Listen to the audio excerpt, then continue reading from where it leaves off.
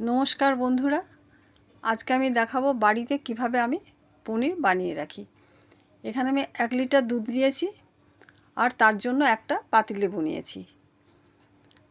1 litre দুধ আমি এখানে গরম করতে দেব।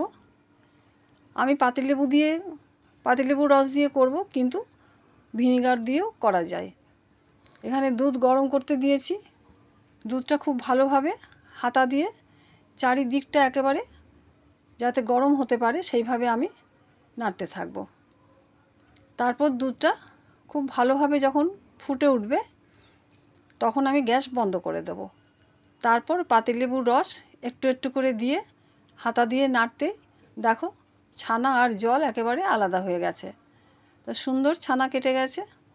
এরপর এটা একটু ঠান্ডা হলে আমি ছাকনার উপরে একটা সুতির সাদা কাপড় দিয়ে, পাতলা কাপড় দিয়ে আমি জলটা ছেঁকে নেব।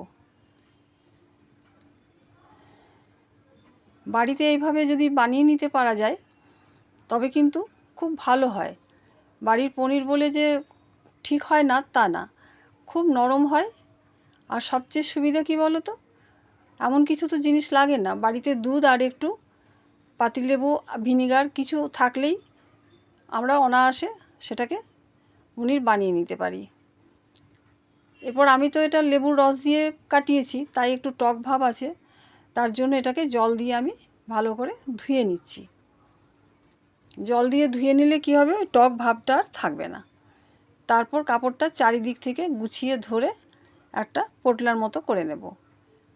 তারপর হাতে চাপ দিয়ে একটু জলটাকে বের করে দেব।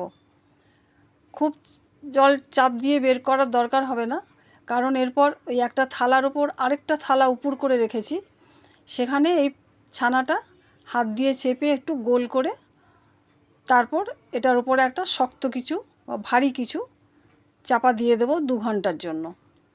এই 2 ঘন্টা এটা আমার চাপা থাকবে। 2 ঘন্টা পর ফিরে এসে দেখব পনিরটা ঠিকভাবে জমেছে কি জমেনি। দেখো 2 ঘন্টা পর ফিরে এলাম, দেখা যাক কিভাবে জমেছে পনির। দেখো সুন্দর জমে গেছে, কিন্তু 1 লিটার দুধে কম করেও 300 গ্রামের মতো পনির হয়। দেখো এইভাবে আমরা যদি বাড়িতে বানিয়ে নিতে পারি কত সহজেই হয়ে যায়, আর বাইরে থেকে কিনে আনতে হয় না। তাই তোমরাও যদি এইভাবে একবার বানিয়ে নিতে পারো দেখবে দারুণ হয় কিন্তু, আর বাড়ির পনির ভীষণ নরম হয়।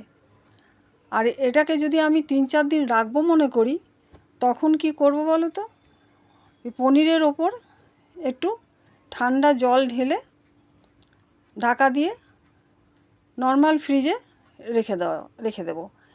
3 থেকে 4 দিন কিন্তু খুব ভালো থাকে, একটুও নষ্ট হয় না। তারপর সেটা দিয়ে আমি রান্না করতে পারি। তাই তোমরাও একবার এইভাবে বানিয়ে দেখো। খুব একটা কঠিন কাজ নয়, খুব সহজ কাজ, এটা সকলেই পারবে জানি। তাই আমার এই পনির বানানোর পদ্ধতি তোমাদের কাছে কেমন লাগলো আমাকে জানিও। আর যদি তোমাদের ভালো লাগে তবে তোমরাও একবার বানিয়ে নিতে চেষ্টা করো। আজকে তবে চলি, টাটা।